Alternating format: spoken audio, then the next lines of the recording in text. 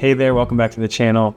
Another creative video for you guys today, and it is just me this time because I'm going to be walking through a personal project of mine that I've been working on for the last few months, and that is taking a coloring book from day one concept all the way through to final print. And I've also started gathering some information on publishing for you guys just to share in that process. I want to share with you guys some of the things that I've learned and also just give you a little bit of experience of what that was like and hopefully help lead you through the process, targeting for absolute zero experience beginners, because it's coming from me, someone who was an absolute zero experience beginner. So thank you for joining me, and let's take this ride. So you might be wondering, why should you be listening to me? Because if I'm a beginner, maybe I don't know what the heck I'm talking about. And that is fair. This will help you to have a very beginner-friendly and easily understandable guide from a very achievable perspective and skill level. My background is architecture, and so I have a good understanding of spatial design. I've taken some basic drawing classes in art classes along the way. Very first thing that you want to look at when starting your journey of making a coloring book is, who is this for? Who is your audience?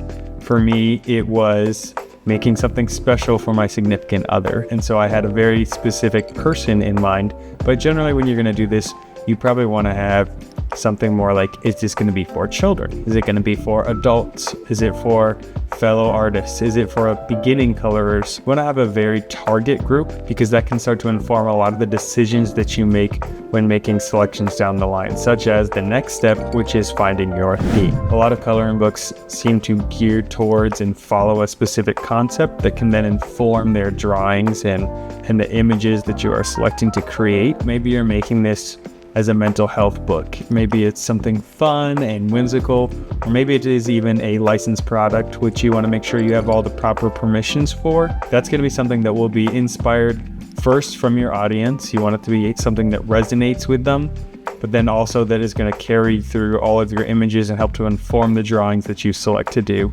So for me, given that it's for my girlfriend, I wanted to make images that I knew she would like and things that would be enjoyable for her. That really set me up for success when selecting the content of my artwork. Now, before we even get into the actual content and creation of the images, you need to figure out what tools you're going to be using. There is a host of softwares that you can check out to help you start drawing. I personally am a big fan of Adobe Fresco. It's a really simple interface. It doesn't have a lot of the extra bells and whistles that Photoshop does. It has a few specific elements that were very helpful for me that I will touch on later. Some other options are, like I mentioned, Photoshop. There's also Procreate, and honestly, just a quick Google search can give you a whole bunch of options, and you really want to become familiar with that, because that tool that you're going to be using, you want to be able to harness to the best of your ability for your workflow and for speed of creation of your images. Once you've got your tools selected, then we get to the content, and obviously, first and foremost, you have the images themselves, what's going to be filling the pages. There are a few basic things that I've learned that are going to be very helpful as you're creating your compositions. First and foremost is scale. This is both just to fill the page and to create a beautiful composition, but also when you're making a coloring book, first and foremost, you want it to be colorable. Depending on your theme, and if you're making something that is meant to take hours and hours to color, or if you want this to be something that's lighter and more towards beginners, that will kind of inform the scale of the shapes that you're creating. But at the end of the day, you want this to be an enjoyable process. And that scale applies to not only the white space and the blank space that you're creating, but also your line work. Something that tripped me up pretty early on is that I was using pretty thin line work and getting really caught up in creating a lot of details. That started to result in having pretty thin lines and some very small detailed items that aren't gonna be super enjoyable to color in. And also, if you have your line work so thin, it doesn't leave a lot of margin for error when your user is filling in their book and coloring in your book. Sticking with line work, something that also was very beneficial to me was drawing in vector. Now, if you don't know what that is, there are two main methods of brushes that you can use when drawing digitally, and that is pixel brushes and vector brushes. Pixel brushes, the line work that you create is going to be based off the pixels on your screen that you are covering, and a lot of times those can be filled into varying degrees. And as you start to scale up, you'll see the spread of those pixels. It has a lot more of a hand-drawn pencil feel to them, but that's not always exactly what we're looking for when making coloring books. When we think coloring books, we have those crisp lines, hard edges, and things that are very defined as you're creating the shapes on the page.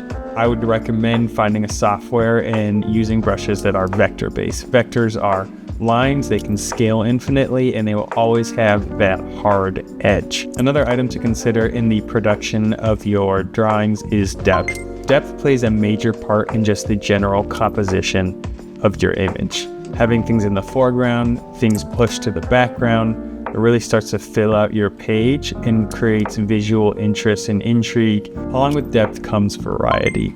Unless it's specifically what you're going for in your theme, rarely you want to have something that is extremely repetitive in terms of the shape and the style. We want our compositions to have a host of different shapes that make it fun to color in and really bring the drawings to life. At the end of the day, coloring is fun and it's enjoyable for the user to do, but we want them to be creating a piece that they're going to be proud of at the end. And so the overall composition should be visually stimulating and enjoyable, and you want them to be creating something that they want to hang on their fridge or give to their friends or frame or whatever that may be. One other important sheet that you might want to have in your coloring book is an acknowledgement page, some sort of homage to whoever you're making this for, or maybe what your inspiration was, or just a little thank you to anybody that's helped you along the way. This could also include maybe a table of contents or publishing information. An acknowledgement page is usually something that can make your book very special and heartfelt. Finally, the last major piece is your cover. You want this to be something that really ties and brings your book together. And this is what people are going to first see when they are shopping for or looking at or discovering your book on a shelf. And so this is what sells the interior. And so you want it to be something that, again, represents the theme, targets your audience, communicates what you are going for and what the contents of your book are all about. And remember, when designing your cover, you have both the front, the back, and the spine as well. All opportunities for you to communicate your theme and really sell the viewer. The next and major step in the production process is printing, actually bringing your book from digital to life. Another tool that's going to be really important for that is something that can help you collate all of your documents. It's up to you how you want to gather your images. For me, it was easiest just to export a bunch of PDFs, have them all in one place, but then you need something to manage those documents and bring them together. Acrobat, Adobe Acrobat. Oh, Adobe, you do a lot of great things. Acrobat just isn't it. I don't know what's going on there. Figure it out. That's my rant. Bluebeam is an amazing collation and PDF document manager. There's a ton of other options. InDesign is great for creating full PDF documents, whatever you feel comfortable with, but researching a tool for document management is going to be really important as you put all of these PDFs together. An important thing to remember when preparing for printing is the use of blank pages. Remember, on your inside covers, typically you'll have blank pages anywhere that you want to be spreading out your book or adding some extra leaves. And then also, if you want to do single-sided printing, I would highly recommend this just to allow for bleed on the back of your pages. Inserting a blank sheet in between each of your PDFs or images or whatever you're using is going to be important if you want to have that single-sided. Remember, whatever you send off to the printer is how it's going to be printed. So if you want to have those blank back of pages, you need to insert blank single sheets. Now, when it comes to printing, there is a host of options. I have a few that I'll recommend for you, but a lot of this is just going to be personal taste. First off being the cover. Do you want it to be hardcover or do you want it to be spiral bound, cardstock, acrylic? There's a host of options. You'll have to look at who you choose to print with. Another important piece is paper quality. At least 70-pound thickness is good, just to make sure that it can hold up to markers or color pencils or any of the wear and tear that coloring can provide for it. I actually ended up going with 100-pound paper here, just to give it extra thickness and extra durability, and I wanted the pieces to be able to stand alone on their own. Then finally, who you're going to print with. There are a ton of businesses online that can help you out and print in a host of different methods for you. Mixam I found to have great single book pricing, which was excellent for me because I wanted to have just a one-of-one copy to give as a gift. A lot of times though, if you want to put this into production, you want to be producing a ton of books. You can get great prices from Printivity, I found, but you need to have at least 10 books in your order. But they had excellent prices for large numbers of books. Other options would be to find a local printer and go with them. You always run the risk with shipping. Obviously, you never know what could happen in the mail. Mine was a gift and I actually had mine get stolen. I had to then turn around and find somebody local who could print it in a pinch, and it was kind of a disaster, but that helped me to ensure the delivery. I didn't have to pay for the shipping fees, and Mixam ended up in the long run fulfilling that order still and sending me another copy. So huge shout out to them. They're great. Again, really highly recommended. But if you have fears for shipping, or if you're short on time and need something created in the next few days, look for some local options in your area. And then finally, there is publishing. So given the personal nature of my book, I obviously didn't look to get mine published, but I did spend a little time finding some resources that I can provide in case you wanted to go down that route. So when it comes to publishing, there's two main options. You can either self-publish, or you can finally get signed with a publisher. Self-publishing allows you to just purchase a bunch of books at wholesale and sell on your own through different retailers. There are some benefits with this. For one, it gives you a lot of freedom. You only answer to yourself. You have complete creative control over your work, and you can move at your own pace, which often allows you to move at a faster speed rather than waiting for a publisher to tell you if and when you can do things. Also, your premiums are a lot higher because you are selling the books on your own and nobody's taking a cut out of that, and so that's a lot higher royalties on your sales. And finally, ownership. The book remains yours. You are totally in control, like I said, and you're not selling away the rights to your property at all. Some different self-publishers are Amazon Publishing Service or Kindle Direct Publishing. There is a lot of different options and flexibility with them, and they're very supportive. I recommend checking them out if you want to go down that route. Or you can sell on Etsy, or Blurb is another great self-publisher. The other option is to find a publisher.